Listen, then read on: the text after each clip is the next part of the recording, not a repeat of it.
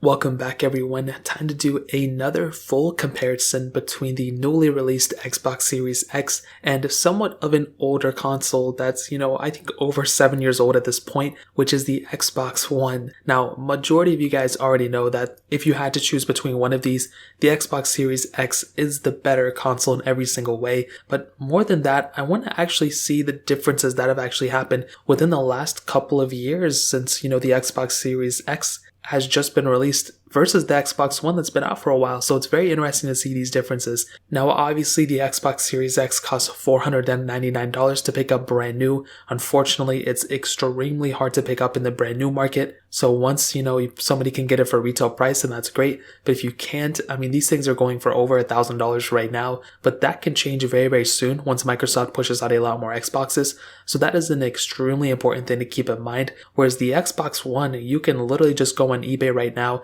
and pick one up for, relatively cheap. I've seen a lot of these things going for like less than $100 in a ton of places. So it's a really, really important thing to highlight. The pricing structure between these is completely different. If the Xbox Series X you can get for less than $1,000, I'll be pretty surprised as of right now. And if you're able to cop it for retail like I was, then that's extremely good. And I would recommend getting that over any of the Xbox Ones. But if the Xbox One, you currently own it, or if you're trying to get, your experience in the Xbox console somehow, the Xbox One, the original one, may actually be looking like a pretty decent value in some cases. So that's a pretty big thing to keep in mind. Now, starting off with the outside of both consoles, they both are kind of the same thing. They're both black. They both kind of have the same thing going on with them, which is very good. However, there's actually a very interesting thing between both of them that the Xbox original one actually kind of balls out in, if to say the least. On the back of the Xbox One, we have two HDMI ports, which I think is actually really interesting because, first of all, the Xbox Series X doesn't have it, the Series S doesn't have it either, but all the original Xboxes had it, and you may be wondering what's the point of having two of them? Well, one of them was an HDMI output, so basically if you wanted to obviously output your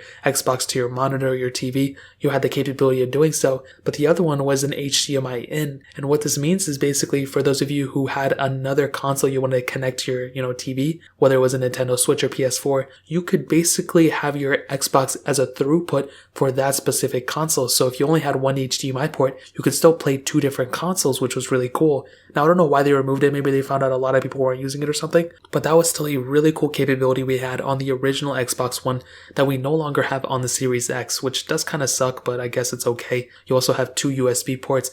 You also have an Ethernet port, and you also have the Connect port on the back, which Microsoft doesn't do anymore. And on the side of the console, not on the front, but on the side, you had that USB port, which, is this kind of the same thing we have on the other ones. It just so happens that it's on the side and on the front. Whereas on the Xbox Series X, we have the one HDMI port on the back. We have the memory card expansion port on the back, two USB ports, and then one USB on the front. So kind of the same thing going on. You just have the lack of the Connect port and the extra HDMI port on the back too. Now they both have the disc slots on the front, which is very important. Now what I want to highlight, and this is very important for me to say, that the Xbox Series X can do everything that the Xbox One can do or any Xbox One can do, but not vice versa. Not everything the Xbox Series X can do, the Xbox One can do. So kind of keep that in mind. I know it kind of might not make sense as soon as I say it, but it'll make sense towards the end of this video probably. So anything you can do on the Xbox One, gaming, resolution outputs, everything like that is going to be faster and better on the Xbox Series X.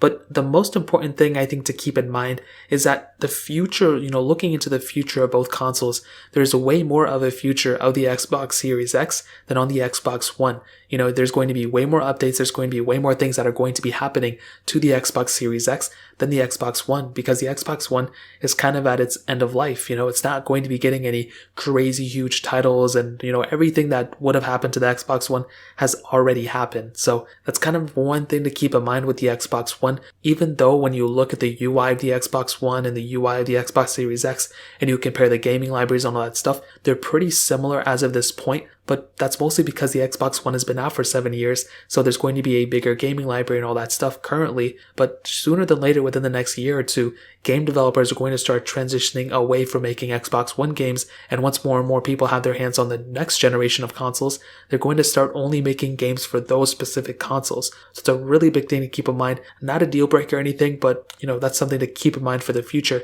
There's more of a future, like I stated, for the Series X than there is for the original one. Now, Microsoft said on their own keynote or whatever for the Xbox Series X and S that the Xbox Series X is 8 times more powerful than the Xbox One. So what does this mean? Basically, you can expect to have up to 8 times more performance from an Xbox Series X than an Xbox One. So if you're playing a game and it's super glitchy on your Xbox One or whatever the case is, you're going to be getting a way more smoother experience, a faster experience, and overall a better experience from your Xbox Series X than your Xbox One. And that's just a given. The Xbox One is over 7 years old at this point. You're going to be getting a way better performance and just a way better experience from the Xbox Series X than on the Xbox One. And that's an extremely important thing to keep in mind. Again, you don't want to just get a console and have it, feel super outdated already. And that's one of the biggest advantages from going from the Xbox One to the Series X is that hugely increase in performance. Now, both these are at 8 cores, which is funny, but the Xbox Series X is clocked at a way higher CPU than the Xbox One. Hopefully that makes sense because I sounded totally like a noob there, but basically the cores are clocked much higher on the Series X, so that's a hugely important thing to note. But the performance may, just be overall way better on the Series X as well. But the other thing to keep in mind is that you have an SSD built into the Xbox Series X where you only have hard drive on the Xbox One. So what does this mean? Basically your load times, your read times, all that stuff are going to be way faster on the Series X. So if you're constantly, loading your saved games and you're writing games and you're trying to save your whatever and it just takes a long time in your Xbox One, those times are going to be shrunk by a ton on the Xbox Series X. So that's another big thing to keep in mind. As games only get bigger and bigger, they're going to start demanding more from your console, and the Xbox One is it's not super outdated, but it's pretty outdated when it comes down to it. The Xbox Series X is going to do so much better there. The other huge thing to keep in mind is that you have twice the amount of RAM on the Xbox Series X than on the Xbox One.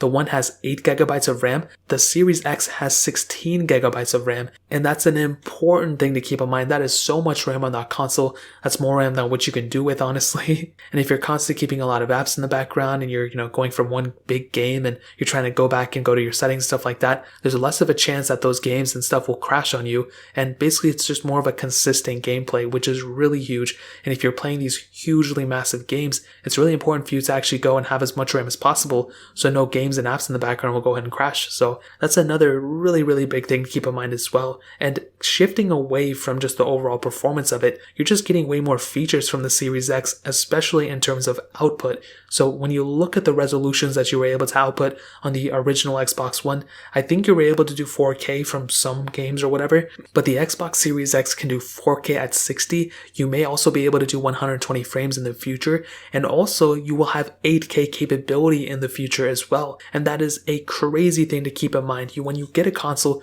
you want it to have as much, of a future as possible. And with the Xbox Series X, you're going to be perfectly fine with it. You're going to have such a big future. But the biggest thing to keep in mind about this is that you will need to have a TV to support this. If you currently have a 720p TV, it's probably not going to work because you can't do 4K. It's not just going to upscale from 720p. You're not going to be able to see it. But if you have a, supported TV, then it's going to be awesome. And that's going to be some really crazy stuff you'll be able to do from your Xbox Series X, where the Xbox One is kind of outdated right now. It's not going to really be able to do anything like that. And also another huge advantage, like I've already stated, you can do everything the Xbox One can do on the Series X, including its massive gaming library. If you have any Xbox One games, those will pretty much work on the Xbox Series X as well. And even some 360 games will also work on the Xbox Series X. Now, I did try to do a couple of 360 games on my Series X. Those are ones were not supported, which is really sad. But pretty much everything you're going to do on the Series X is going to work out perfectly fine, and it's going to give you a better experience than the Xbox One. So to kind of sum up this video and to answer the question,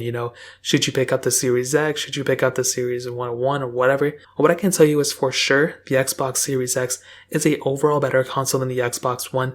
And it's not even something that you have to kind of think about. That console is superior compared to the Xbox One. It's going to get you a much better life cycle, much better performance, more memory, SSD built in, more RAM, better performance. I think I already said that, better output resolutions. And yeah, right now it is temporarily more expensive, but over time, once, the Xbox Series X becomes more publicly available, it's definitely going to be a better deal, in my opinion, to a lot more people than currently the Xbox One. The Xbox One is pretty much done. It's not really getting any more crazier games. There may be a couple that are coming out that are just missing on my head, but for the most part, if you can go find an Xbox Series X, I would say 100% go for it. But if you are one of those people who for some reason you just can't find out a way to get an Xbox Series X and you can't afford it or whatever, then I would also tell you going from an Xbox One to an Xbox One X is also a really big update as well. You're getting way better performance and you're getting way more capability from an Xbox One X than to an Xbox One. So that's another big deal. You don't just have these two consoles.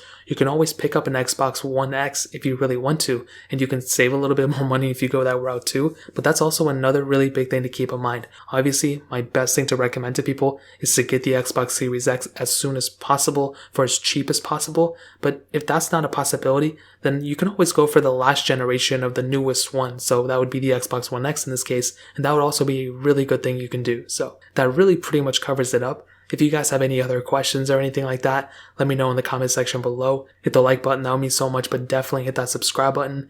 Every single subscriber that we get really does count, so it means so much if you guys can hit that. Also check out the other links down in the description as well. My Twitter, my Instagram, my other channels. More importantly, everything else of every single one of you guys. Hopefully I'll catch you guys in the next video. Peace out till then.